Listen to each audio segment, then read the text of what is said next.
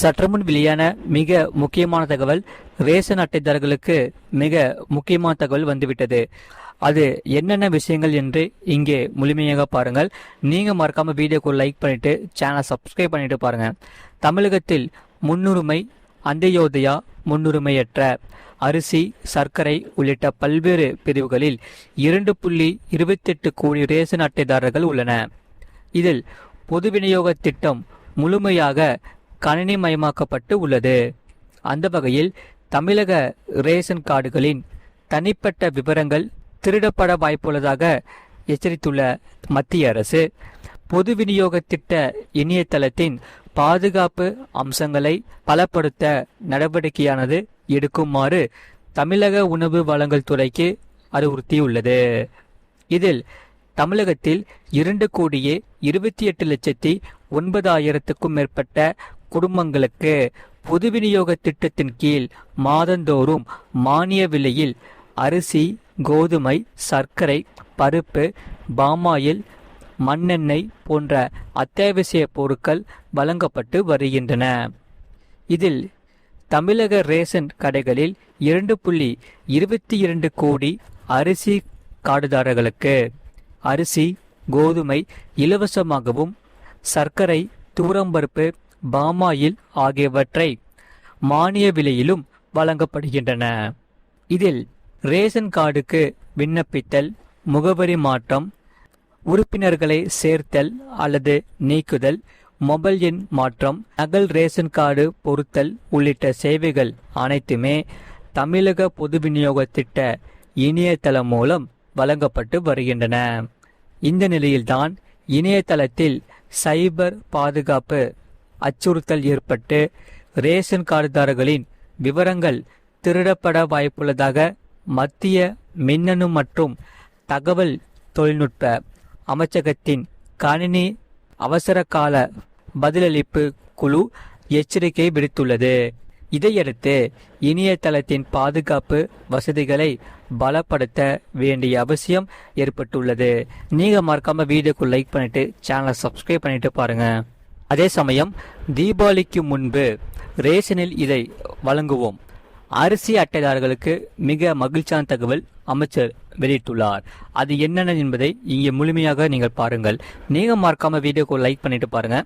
தமிழ்நாட்டில் ரேஷன் கடைகளில் விநியோகிக்கப்படும் அரிசி தரம் குறித்து சட்டமன்றத்தில் காரசார விவாதம் நடைபெற்றது. பொதுமக்களின் தேவையை அறிந்து தீபாவளிக்கு முன்பாக ரேஷன் அரிசி குறித்து அமைச்சர் வெங்கடரமணன் அரிசி அட்டைதாரர்களுக்கு ஒரு மகிழ்ச்சியான தகவல் வெளியிட்டுள்ளார். அது என்னவென்றால், பொதுமக்களின் தேவையை அறிந்து தீபாவளிக்கு முன்பாக ரேஷன் அரிசி குறித்து அமைச்சர் வெளியிட்டுள்ள மிக முக்கியமான தகவல்கள்.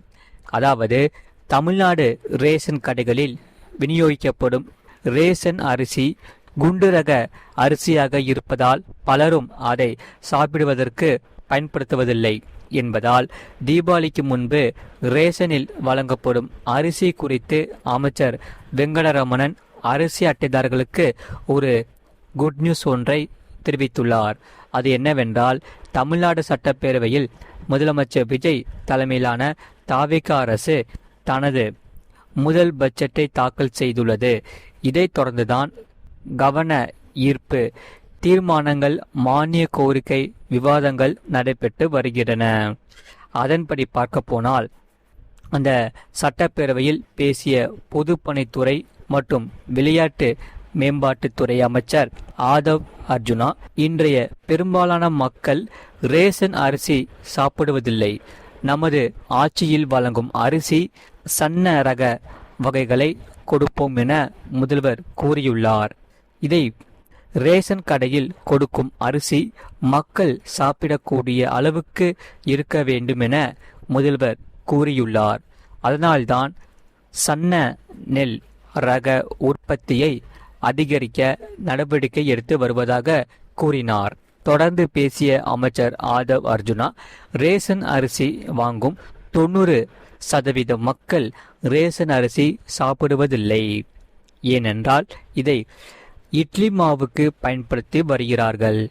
கடந்த காலங்களில் ரேஷன் அரிசி கடத்தல் இருந்தது, அது தடுக்கப்பட்டுள்ளதா என்று கேள்வி எழுப்பினார். அமைச்சர் ஆதவ் அர்ஜுனாவின் இந்த பேச்சுக்கு திமுக உறுப்பினர்கள் கேள்வி எழுப்பினர். இதற்கு யாரையும் கொச்சப்பட தேவையில்லை. உண்மையான சூழல்களை சொல்கிறேன்.